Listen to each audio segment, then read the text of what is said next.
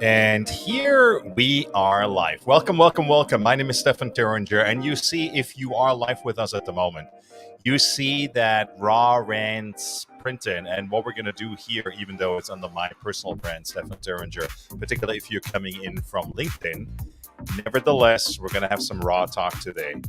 And I have the privilege today, and I'm going to give you a little music also.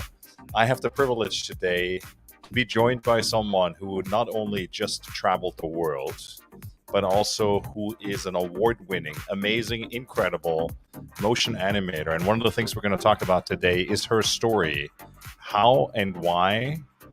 Not only she's here with us right here, Sherene Strausberg. I can say her name properly. That's the first credit I got from you, right? When we yes, first it time is. talked. I remember. But she just literally traveled the world with a very, very, literally a cool project. Cool for You is an animated book, and that's one of the stories we're going to talk about. I want to hear, and I know everybody who's listening now or in the future is going to want to hear your story.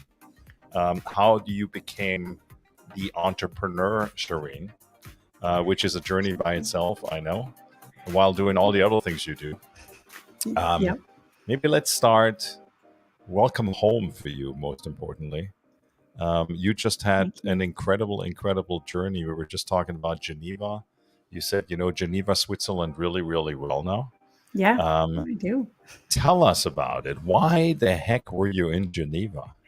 Yeah, so basically there was a film festival that I was accepted to called Cineglobe, which is at the CERN, the science lab where they do the particle simulator. Yeah. And they had this festival that's about science. And my film got into the festival. And so the way the festival works is it's 5 days. They basically show short films all during the day, and then they have like a fun film at night. And so I was there for 5 days, and then I found out after that I got into a film. I'm gonna stop you here, guys. Yeah. I'm gonna be really rude. I'm gonna be the rude host who's gonna jump in.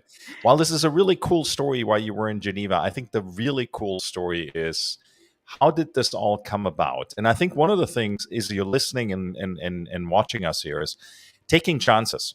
That's, I think, many people who I now say, oh wow, Sherene's going to join me next week on LinkedIn, and what's her story? The cool story is not only the animation you did with the book, but I think it was really a product of COVID, right? And in terms of bored out of your mind, what am I going to do? The job market in terms of the things that you do with companies spending money on brand recognition. We're going to talk about that a little bit as well more, and how to put your brand into animation. But you picked up a book from, I believe, 2 Harvard professors. Is that right? One of them Harvard. One of them was a Harvard professor, and Okay. the other one was the illustrator. And I love it. They co-produced this or co-published this book. They self-published. The Harvard professor did the writing of the text, and then the illustrator did all of the beautiful drawings and illustrations, which of course I have right here. There it is. Cool for you. Camera. So the illustrations were just so stunning and so beautiful. I'll show you like one of my favorite spreads. This one, I love this with like the plants. Awesome. And so, yeah, I saw this book. A friend of mine, Mark Hertz, who I don't give enough credit to because he was the start of this, but my friend Mark gave me or told me about this book, and I ordered it, and it arrived, and I read it to my kids. This was like in April of 20 or May of 2020. Right. And it's like, who, at that time it was like, oh my God, there's no school. Yeah. It's closed. Yeah. I had 3 young children at the time, 2, 5, and 8 years old. And my business was kind of tanking. There was really no projects on the horizon. I thought I would never work again. I thought COVID would never go away and nobody would spend money on animation again. And so I was like, oh, well, this book is amazing. I want to turn this book into a movie. And it seemed like kind of like just like a lark of an idea, but I just contacted the author and the illustrator, and they both gave me permission. And so that was kind of the start of it. So what's the lesson here? I mean, I know you were employed in the Los Angeles, in the movie business, so to speak there. And you then at some point you took the jump of being an entrepreneur. Yeah. Fast forward to where you took that chance and kind of, oh, wow, I love this book. Take us through the mindset that kind of was there for you, where you said, you know what, there is really one quote I remember vividly from our last conversation was, for the next week or two or month or 6 months, say yes to things. Always say yes. I remember that quote vividly from you. And I would imagine that was very, very similar. Yes, absolutely. That is one of my favorite lines. And another one is listen carefully because opportunity sometimes knocks softly. And I think I read that once on a fortune from a I love fortune it. cookie. And so I kept it for years. So, yeah. And I think that that's often the way things work. It's not like, this book arrived at my house with like a big ribbon and bow around it and said, turn me into a movie and it's Right. going to like get you traveling all over the world. Right. Like, no, of course Right. not. It was just kind of like following my heart and my instinct and my gut. And my brain, it's a little bit like, okay, my Yeah. Yeah. my Yeah. skills as a brain, but my heart as a storyteller, but my gut as like an instinct. It was kind of full body experience of following all these in this urge to create, to be creative, and at the same time, being invested in it emotionally. Right. um, so yeah. As a creator, I mean, I'm always fascinated. I mean, creativity is a big thing. I want to quickly respond to a comment. My friend Dominic Thomas, thank you for being with us today, but also he's making a comment. I'm really surprised CERN had such an event and has such an event. I don't know if you're prepared to speak about this or if you understand, the motivation under which he put that comment out there. I can't comment on it. Can you comment on that at all in terms of some of the surprise, maybe even some of the attendees who were there saying, wow, CERN has that kind of an event? Sure. First of all, thanks, Dominic, for joining us. Yeah, I think so. It's really cool that basically, the festival is about science. So, I mean, every film had some sort of science aspect to it, but also very loosely based.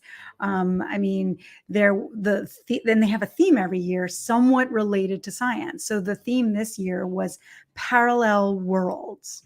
And that could mean many things. And there was a couple films that were about gender fluidity and about a little girl like who was intersex. And so it's this idea of like, parallel worlds can exist in us as humans, but also in outer space. And it was located at Cineglobe, which is this gigantic globe. I don't know, you just kind of have to see it to believe it.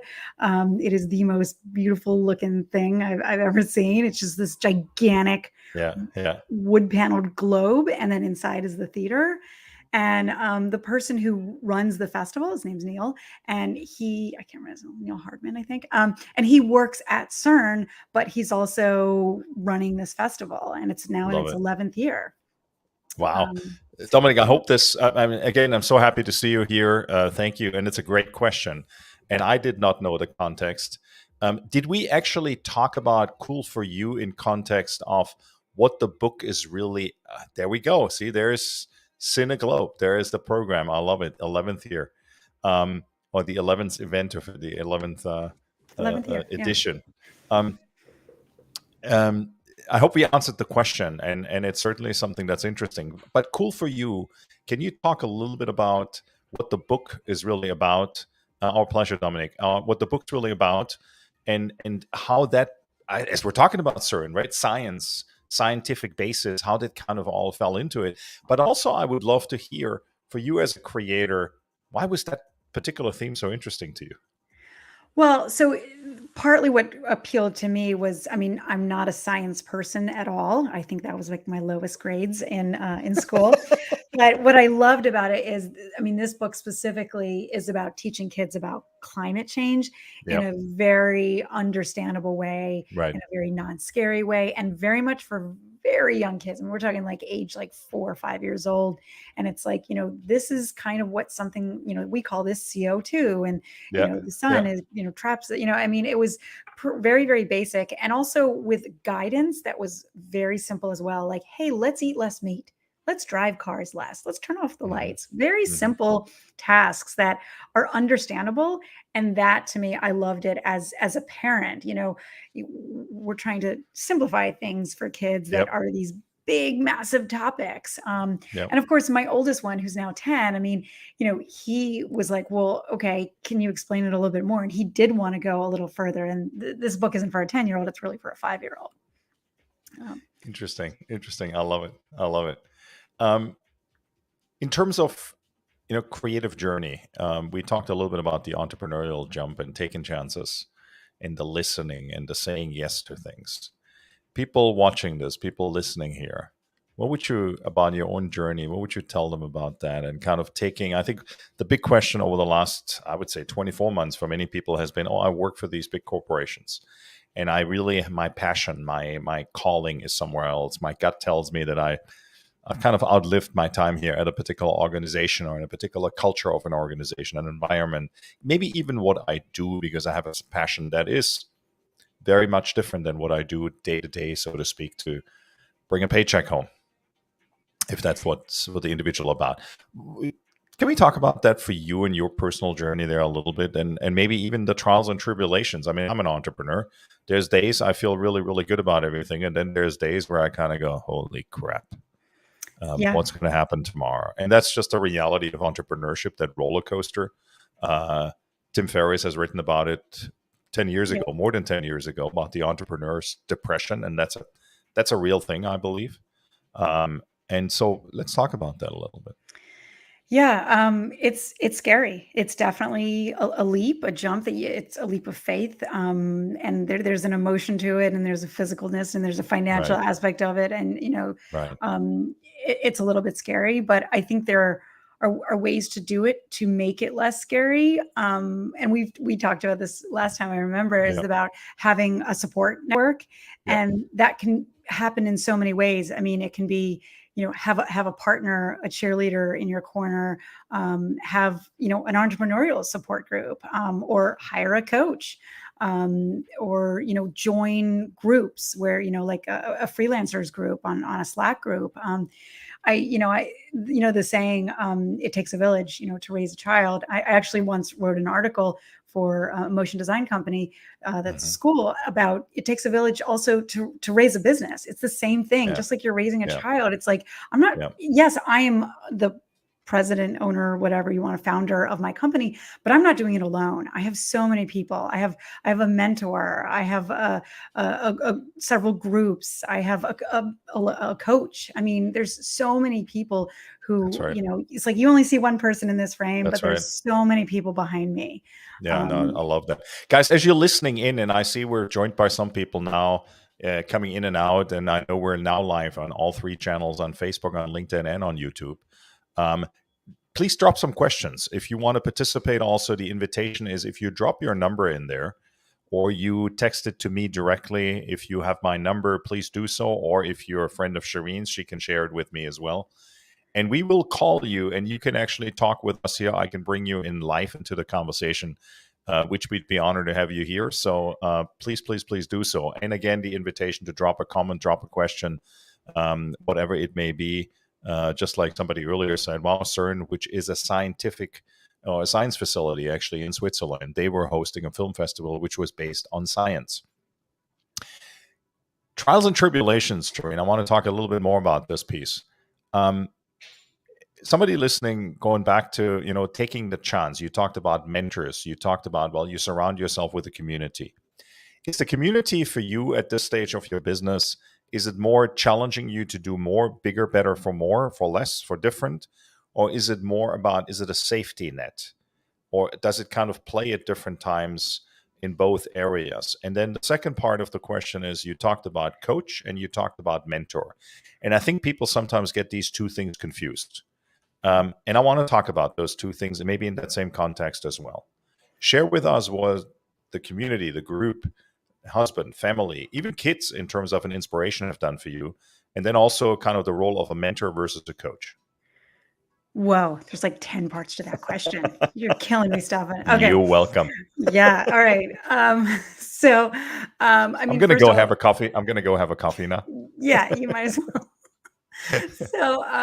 Okay. So with a coach, I mean, I would say that, there's sort of like less emotion in it, meaning like it's not a friend, that they're coming at it from more like their experience and their expertise about and the knowledge that they have in terms of, helping somebody and making sure that, they're really sort of asking me the tough questions. Right. And I'll even just go ahead and give my coach a shout out, Ed Letterman.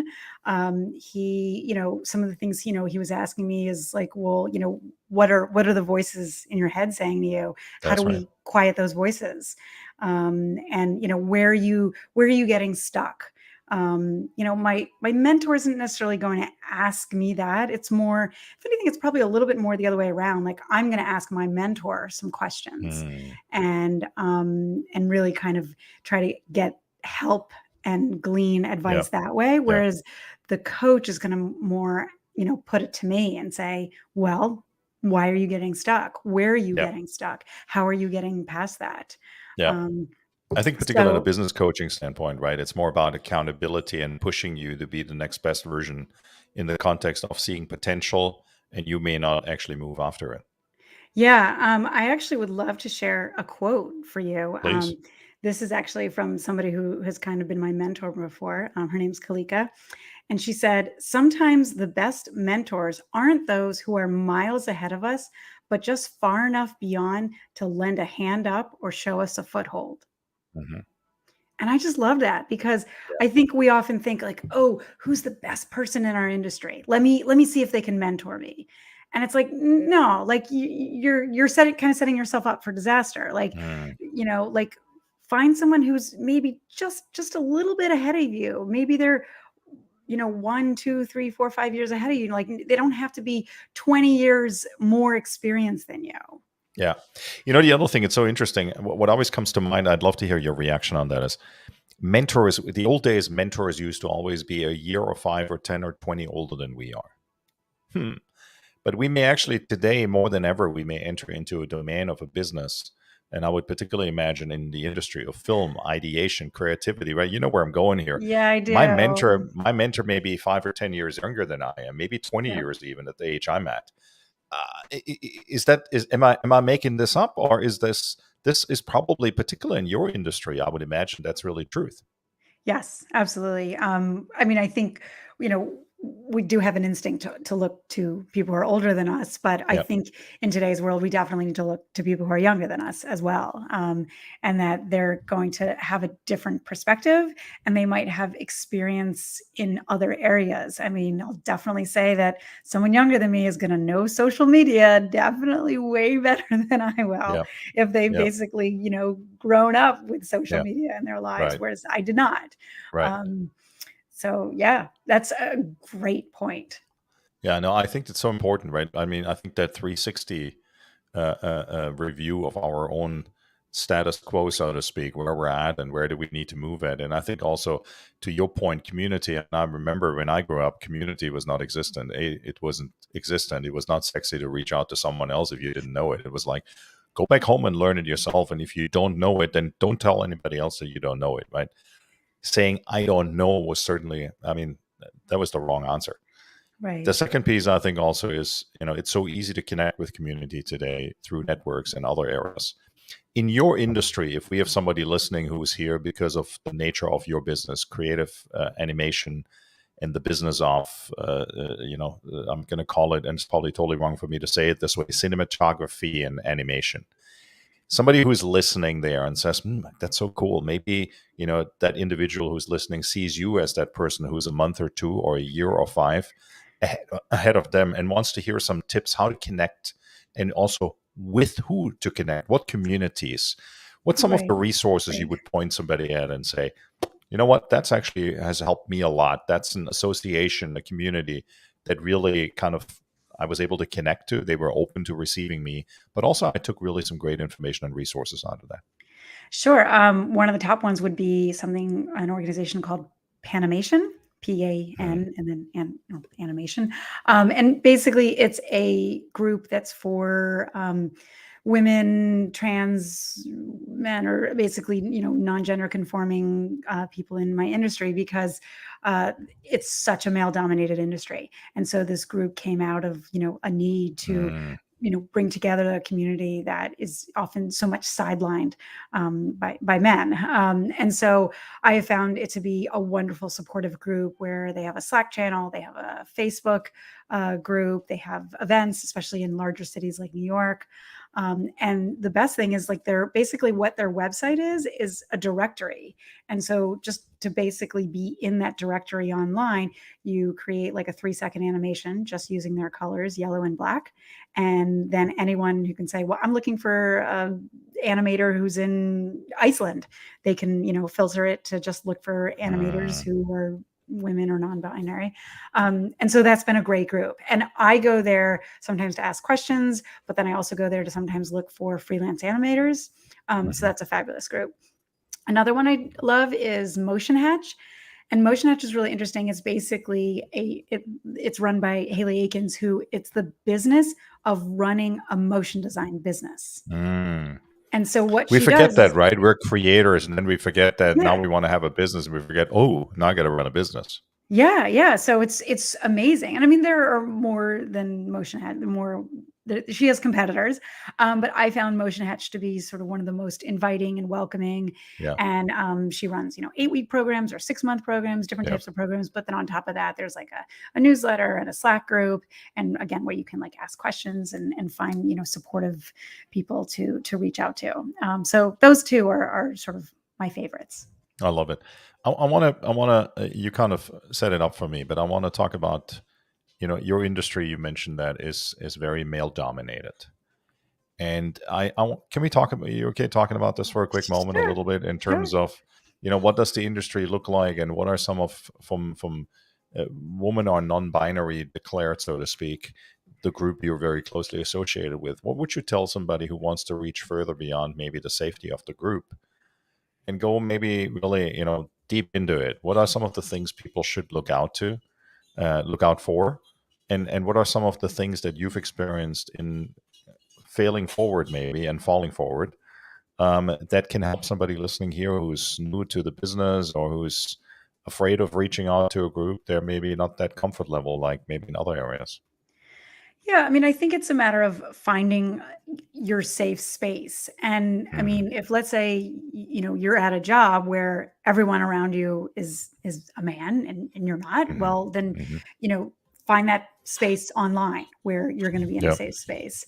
And I mean, fortunately, I don't have my own like horror story to share where, it was terrible. I felt like, very out of place, but I definitely have spoken to many female animators who have had their horror stories, and for them being able to have a safe place to go to and talk is great. And I think, when you go to sometimes like conferences or workshops, you will find, your small group of women. And I mean, like Panimation, this women's group for animation, they like ran like a little like lunch meeting at this gigantic conference I went to in Vancouver 3 years ago. And it was like, okay, there were lots of men there, but some women as well. And we all met and had lunch, on one corner of the conference. And it was fine. It was great. And it's like, just about finding your people. And if finding your people is based on gender, then that's great. But maybe it's not. Maybe it's also, finding, I mean, within even the Panimation group, there's a parenting channel. It's like finding other moms, you know what I mean? So it could be, finding people of a certain age or in a certain location. Yeah. In your industry, it may be interesting for people who are not familiar with the industry. Are there, in terms of philosophy of animation, and I want to kind of take this also as a bridge for people listening who say, wow, interesting. We thought about doing maybe some animation for branding in the company and organization. And maybe that's kind of the next subject we want to take on here in the conversation. Philosophy of animation, some of the things that you've seen that work really well, or some of the things that are saying, don't go there. And not just from an artist standpoint from your side, but also maybe as a business owner, where you see things working and you see things maybe trending, industry trends, small business, larger corporations. I would imagine there's probably some differences people need to consider.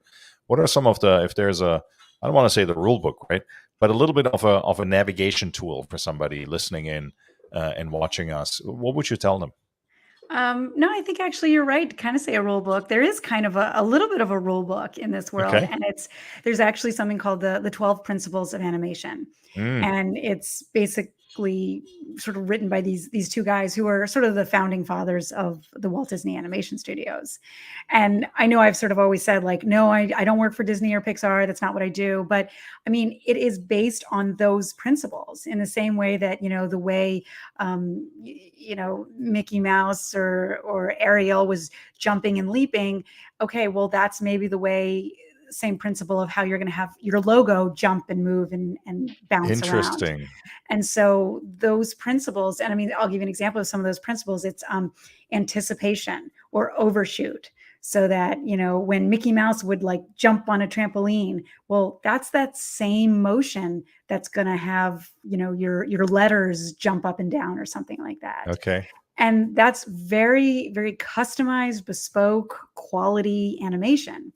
And one of the frustrations I have is sometimes where people say, oh, I know how to do animation. And it means they know how to open up the software, After Effects, or there's some other competitors out there, but basically After Effects.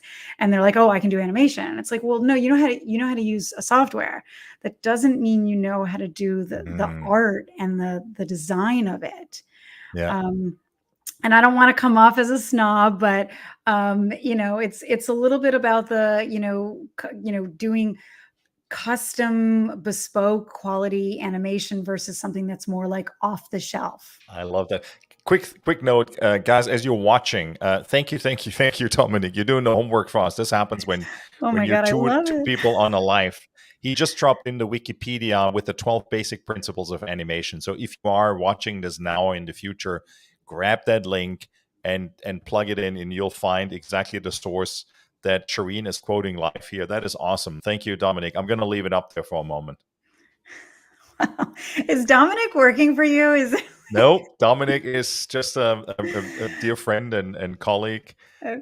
And Well, thank you. I'm thrilled to see him here. So yes, that's awesome. Yeah. So yeah, these principles of animation are important to understanding the way motion design works. That's fantastic. Yeah. So companies who say, well, should I or should I not do animation? What are some of, I mean, we're going along the lines here, right? The principles, the basic principles, which talks about the animation itself. But if we're talking about companies and how companies decide, oh, we're going to do animation, we're going to animate our logo, what are we going to do, how we're going to do it? What are, Sherene's 5 principles there maybe that can help me to decide, do I do it or not? And I want to talk a little bit about, with your permission, I'll let you set the stage. Let's talk about budget, because I think for a lot of people, they think, oh, we're going to do animation, I can't afford that. Well, I believe it's actually a lot more affordable than people think it is. As long as it's within the means of the organization, and it actually makes also sense to do what you're looking to do. And maybe that's the piece, the relative piece you can speak to a little bit. Sure. Yes, this is something I hear all the time about the cost of animation. And yes, you can do something, really big and huge and spend a ton of money on it, but you can also do, start off small. And Yeah. for me, the ways that I really try and do that and help with my clients is say, let's start off with a logo animation. Mm-hmm. It's a few days of work. I typically charge about $1,500 for it. And you're going to get a lot from that one animation. So even though it's just taking your logo and making it move, it's going to be exported as a GIF, which means that you can use it on your email signature. You can use it at the top of your newsletter that you send out over email. But then I'll also make an MP4 video that you can put on your social media feed. And then I'll also do it maybe with an alpha channel, so that this means like if you're having a YouTube channel and you want to have that logo like pop on at the beginning and the end of your videos, it'll go seamlessly right into your content. And so that's a really great, I mean, I actually have I have a PDF that I made of like 10 places to put your animated logo. And there's so many places that one tiny little, maybe it's going to be 5, 10, 15 seconds at the most, that one little animation that you can put it on, all your trade show screens. You can put it on your monitor. You can put it on your Zoom background. I love that. There are just so many ways. Instead of, and I'm not trying to lead you here, but instead of free giveaway, if that's part of when people work with you, they get that. It's more something that we've discussed, and that, but Okay. yeah. I guess I should offer it as like a giveaway. Yeah. Sign up for my newsletter, and then you'll That's get exactly the. right. Yeah, I I was going to know. say, connect with Sherene on LinkedIn or on one of the social channels she's on. And if you mention Raw Rand's LinkedIn Live, you're going to get You'll one. get the. There You'll you get go. that. Wow, I Yeah. better What update do we this want to computer. collect? Yeah. Telephone numbers, emails, location, Yeah, emails, yeah, sure. Well, emails. So yeah, we're I going to think start. We're email, going to start email. helping you build your list further. That's- So email Raw Rand's LinkedIn Live or LinkedIn Live. Yeah, You get the 10 10 places you should places to put your put an corporate logo. animated logo. Yep, I exactly. An love it. animated corporate An logo. animated corporate logo. Yes. So yeah, that's often the way that I sort of get people like who, are a little bit scared about, starting Yeah. this process. They don't know where to Yeah. begin. There's no audio, there's no music, there's no voiceover. You don't have to worry about a script. It's just taking your logo, which is basically already done. If you have your logo and you've already got you just send me that logo and I'll make it move. Yeah.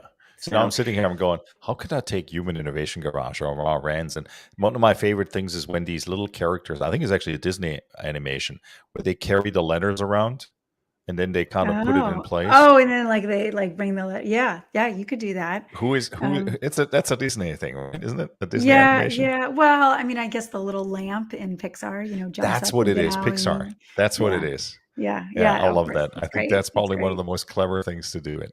Yeah. That's Um, brilliant. yeah. Love it. What are other things? I mean, talking about animation, talking about let's continue the line of people exploring how do I show my brand off. If we take it a little further, what are other areas that companies should be looking at, or entrepreneurs who are listening here, in terms of how to build their brand better and maybe with more impact? And then Sure. obviously the reference being animation. What are some of the ideas you have to suggest to them? Sure. So, I mean, in many ways, I see like animation is, I heard a quote once that it's like animation is great if you've got a product to sell or a story to tell. Hmm. And so the way I see it is the product is like where you're a company. Let's say you have a new service or a new product and you want to promote this product. That's a great way to do it. But then Yeah. if you're a nonprofit, maybe it's about sharing your mission statement. And maybe you've shown all the video footage, of, I don't know, whether it's, giving out food or Yeah. getting clean water. I Yeah. mean, there's obviously great footage in that, but, it's like, okay, what's next? What's the next thing? And in many ways, that's where I think, sharing your origin story, and that origin story can be, part of your mission statement for a nonprofit, but your origin Mm. story can also be if you're a corporate company.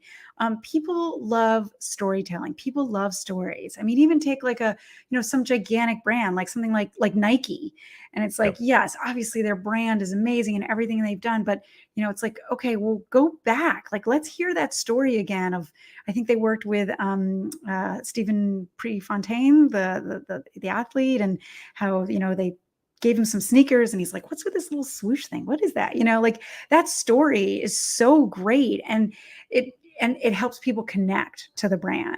So if you can create a story that, or well, I mean, visually create the story that goes with your backstory. So is good animation in the context of a company then storytelling and the why of the company, which goes back to the vision? Absolutely. I mean, in a sense, like that's what animation really is, right? It's Yeah. just storytelling. It's visual storytelling. Right. Right. And I like to say that in many ways, it's just adding in all the, having the oral experience, having the sound effects and the music, Hmm. and Hmm. then the writing and this, that's all. And then the visual, it's just bringing it all together to create this story that brings us into the world of the company in this sense. Yeah. Yeah. I love that. I love that. What are in terms of animation, in terms of your experience you just had, traveling the world with Cool for You? You were in what, 4 or 5 different countries, I think, over the last month, Oh, or was it you're more? wow, you're too kind. No, I was really only in two. Oh, I was really? in Because Switzerland and every time I then look at Austria. the social media feed, oh, now I'm here, and now I'm here, and now I'm there. I did Um, take a day to go to Annecy, France, which is, I mean, there is a film festival there, but my film was not at the film festival. okay. I simply took a day off to take a little side trip to France. I mean, Geneva is really, really like, it's like I could see the border at Yep. CERN. It's like Yep. few feet from France. So, Yeah. so I was only in France for fun, but the Geneva, Switzerland, and Oxford, England, are where the two festivals were.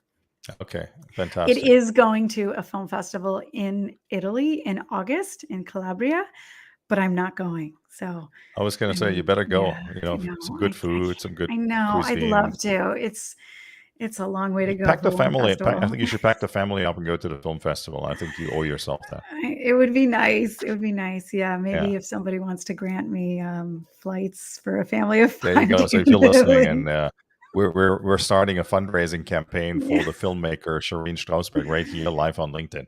Um, how do people get in touch with you? I mean, how do if somebody wants to connect with Sherene, somebody wants to say, hey, I want to hear a little bit more about it, what you do, how you do it, and explore what we just talked about. Maybe my own logo for the company. How do people get in touch with you? So obviously using all the social media platforms is great. They can reach out to me on LinkedIn, Instagram, although I feel like sometimes Instagram and Facebook are a little shadier. Yeah. So yeah, stick with LinkedIn, or of course, go to my website, 87streetcreative.com. I do have a contact button on there, and I do get those emails. So always love to I connect love with it. people that way.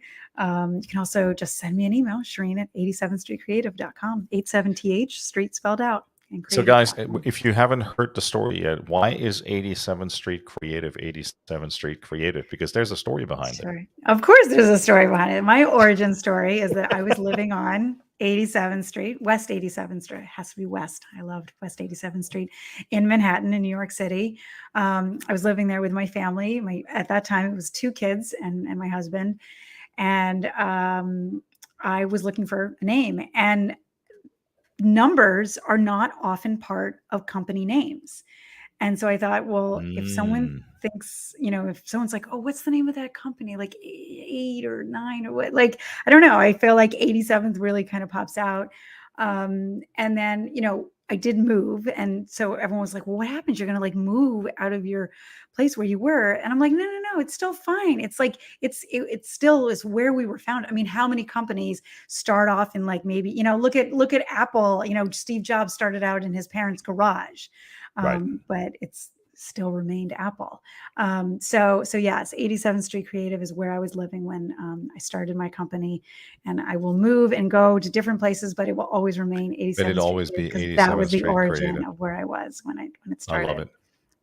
Young entrepreneurs, like let's talk to Sherene 10, 15, 20 years ago, as she was like aspiring to be in motion animation or in the movie industry, the creative dream.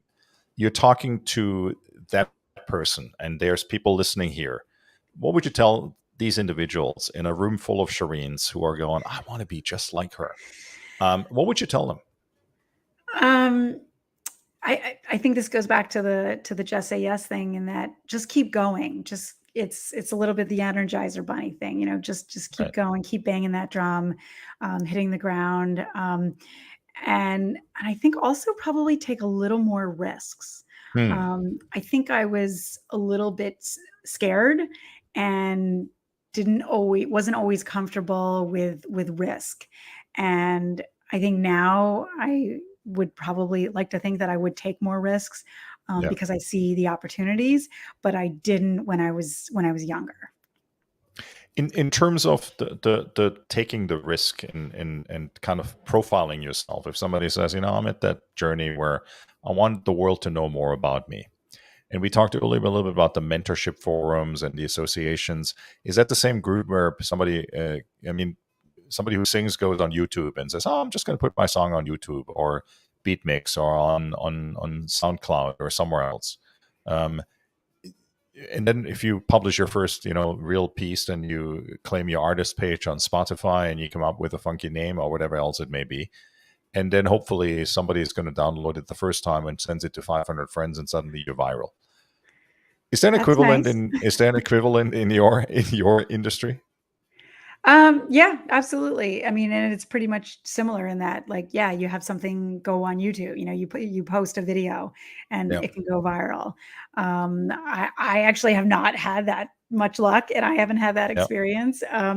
I have to fight to get every little follower on all of my social media. And a lot of times I get frustrated because somebody won't have me on their podcast because I don't have 1,000 followers yet. Right. Right. Um, but I also believe that it's also so much important about what happens in the real world, not just what's happening in like the cyber world.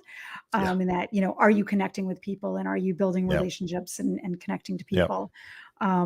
But that, yeah, I mean, you can have something go viral by, having it posted on your page, on your own social media feed, or something like YouTube is also Vimeo. And Vimeo is a little bit more of a less mainstream video platform Hmm. that tends to gravitate toward more artistic videos or creative Yep. videos, as opposed to some of the stuff that's on YouTube. So I probably have a little bit more presence on Vimeo, but yeah, that can happen. Sure. Yeah. No, I love that. I love that. Now, where are you based now? If people want to work with you face to face? Um, the world. I'm in the world. I'm in New York. I don't know. I mean, I live in Port Washington, New York, which Yeah. is on the North Shore of Long Island. That's right. You're still in Port Washington. That's right. You're still down Yes. there. You moved to the Um, nicer part with all the beautiful wineries. yes, it is beautiful. I have trees and a lot of blue sky, and most importantly, I have a basement and a backyard for my kids, Yeah. which I would not have survived the pandemic without. Um, but really, I actually don't have any local clients. And when I say local, I don't mean just Port Washington. I don't Yeah. really have any clients in like New York. I mean, my clients are all over San Yeah. Francisco, Yeah. Texas. I had my first client in South Korea last I year. love that. I love that. That's awesome. How has that business changed? I mean, in terms of, I still hear a lot of entrepreneurs. They're a little bit limited and limiting themselves, right? It's like, that's my neighborhood. That's where I'm at. That's where I need to do the business. This is because I'm in New York. I got to work with New Yorkers. If I'm in Boston, I got to work with people in Boston.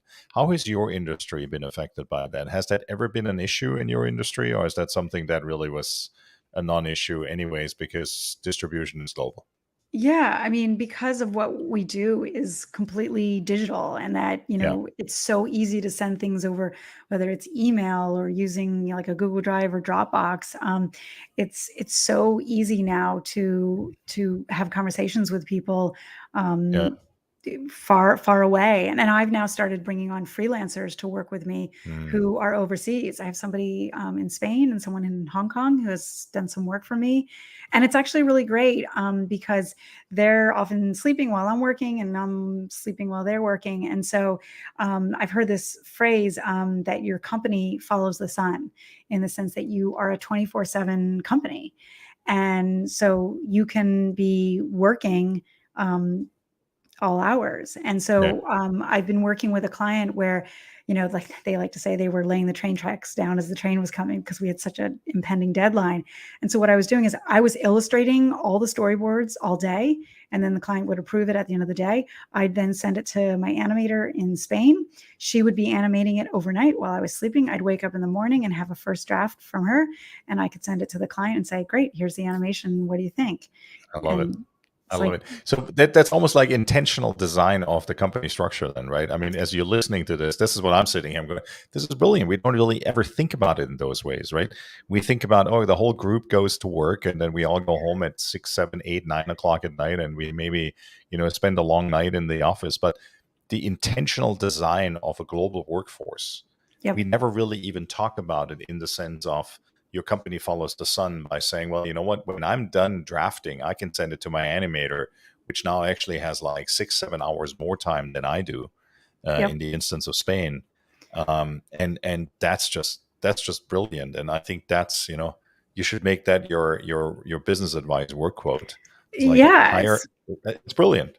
it's great. I love it. And I mean, it's built obviously on a lot of trust, in that, you know, this colleague of mine in Spain, like I know she does great quality work, and that Mm, she's not going to be asking me a million questions that I need to be, on hand to answer. yep. And also in terms of even my own skills, that like I know I'm going to be able to send her all of my direction ahead of time and Yep. provide a lot of, great content, Yep. and very specific directions and instructions to her ahead of time. So Yep.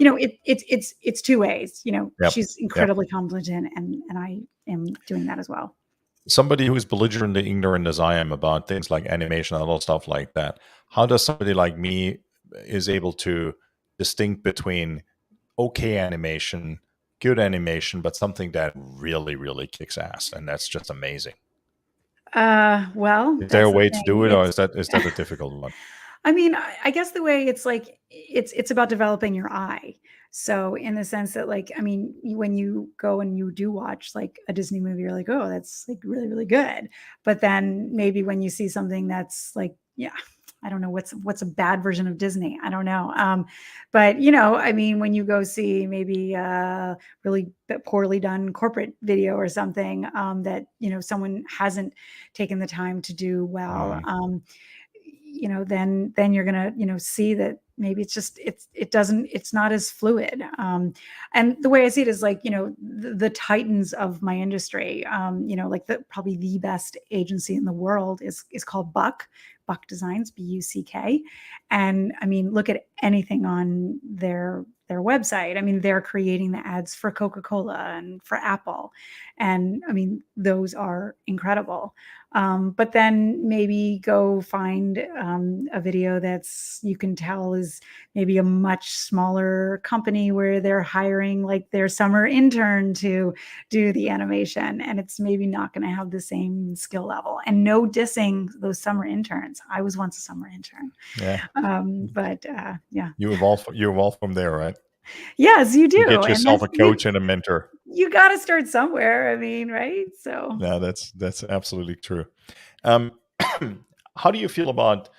I'm going to go there now, and I'm just going to put you on the spot. Um, Whenever when I look at animation, one of the sites I always go to is Upwork is one, and the other one is Fiverr. You knew that was coming.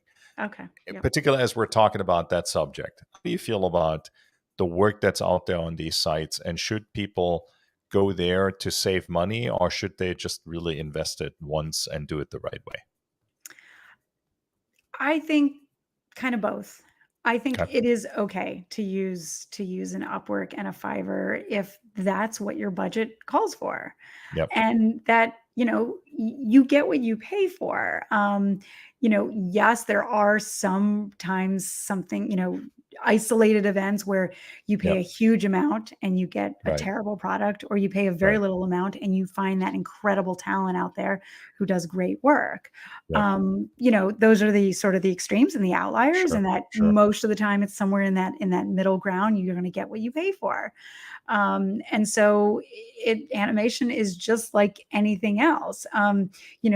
You can go walk into your McDonald's and get your $1 Happy Meal, and then you can go walk into your 3-star Michelin restaurant and get your $100 entree. So um, I think it's totally fine to use to go in that middle area and use the Upwork. And look, I've been on Upwork. I have gotten jobs on Upwork. When business sometimes is slow, I've gone on there and Yep. found someone.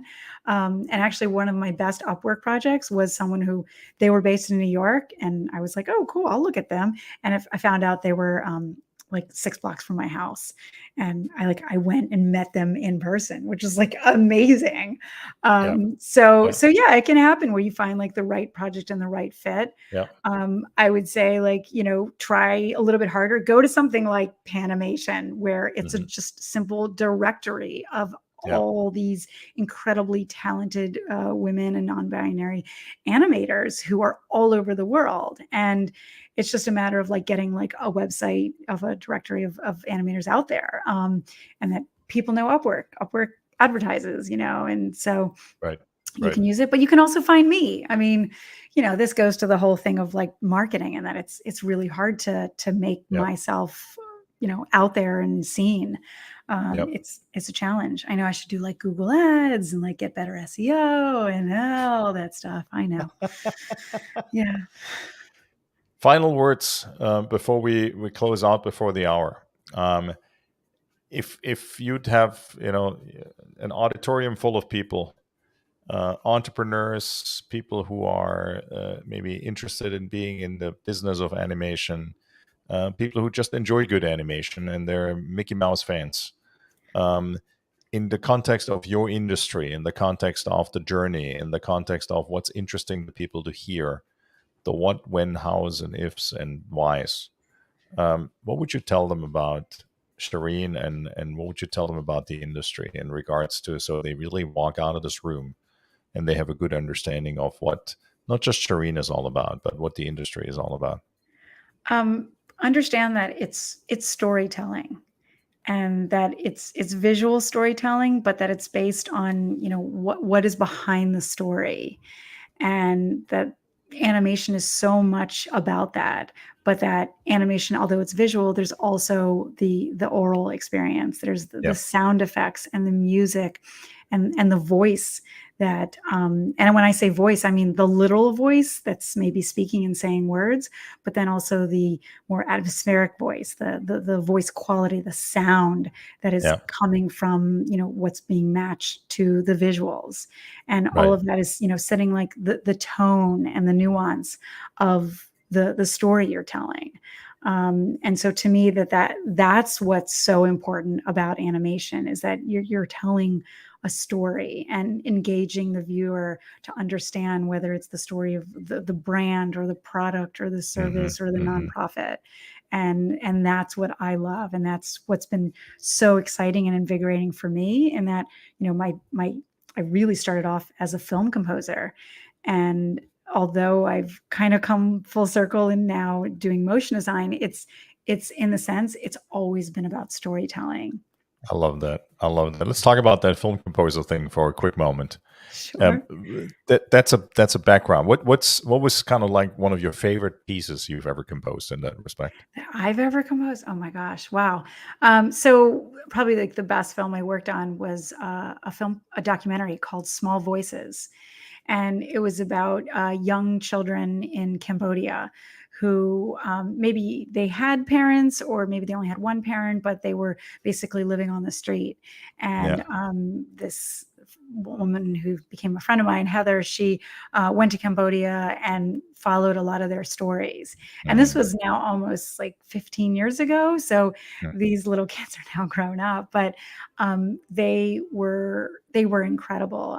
Their stories, and she really got the camera in and really pulled the viewer in to understand their stories. And these little children with these big bright wide eyes, and that it really brought you into their story so much that it's like they're human, they're not, they're real, and their stories are real. And yeah. Yeah. getting to write the music for that film was so amazing, because there was obviously just such raw emotion of hearing their Hmm. stories.